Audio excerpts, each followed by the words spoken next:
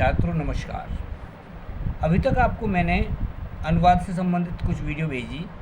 तीनों काल यानी वर्तमान, भविष्य और भूतकाल के वाक्यों का हिंदी से संस्कृत में अनुवाद करते समय किन किन बातों का ध्यान रखें, ये मैंने आपको बताया। आज लोट लकार यानी आज्ञावाचक वाक्यों को किस प्रकार से अनुवाद करते हैं, इसके बारे में बताना चाहता हूँ। देखिए, आज्ञावाचक यानी जिनमें आज्ञा दी जाती है, जैसे इम्पेरेटिव सेंटेंस इंग्लिश में बनाए जाते हैं, उसी प्रकार से संस्कृत में ऐसे वाक्यों को बनाने के लिए हम लोट लकार के रूपों का प्रयोग करते हैं। धातु रूप लोट लकार में चलते हैं। इन रूपों को किस प्रकार के रूप होते हैं, इसके लिए मैंने पश्य धातु के रूप यहाँ पर दिए हैं। जरा एक बार ध्यान दें।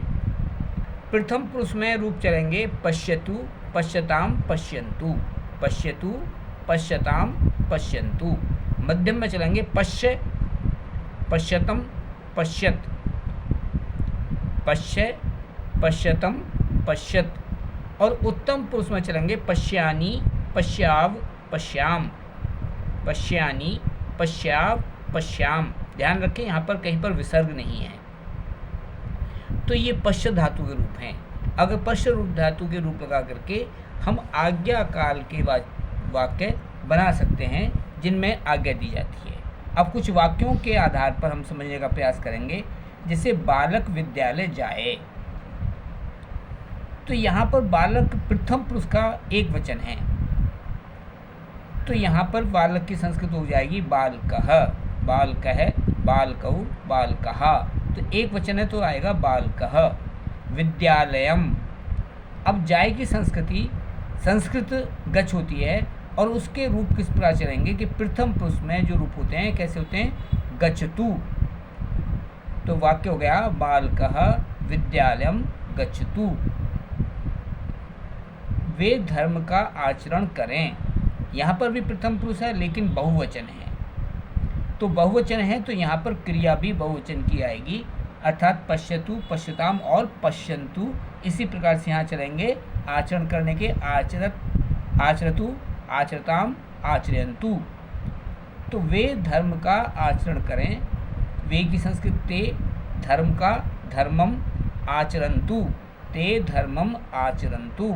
तो ये वाक्य संस्कृत हो गई, वे धर्म का आचरण करें, ते धर्मम आचरन्तु। इस समय तुम घर जाओ।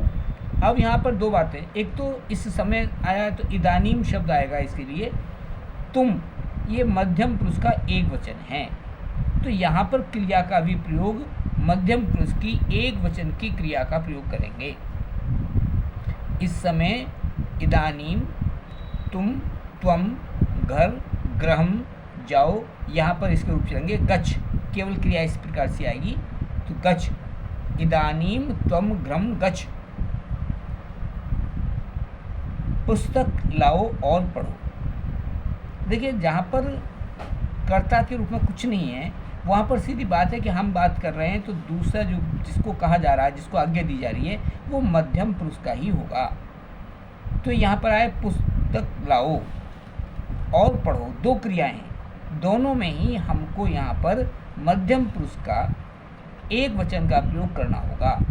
पुस्तकम आने पठ च, पुस्तकम आने पठ च। च का प्रयोग बीच में भी कर सकते हैं, लेकिन संस्कृत में अधिकतर च को बाद में लाते हैं। तो पुस्तकम आने पठ च। सभी वक्ता उपस्थित हों। सभी, सर्वे, वक्ता, वक्ता रहे, उपस्थित, उपस्थितः, हो भव माने होना होता है, तो उसके यहाँ पर क्योंकि प्रथम पुरुष का ये वाक्य है, तो प्रथम पुरुष के बहुवचन रूप हो जाएंगे भवन्तु, भवतु, भवताम, भवन्तु।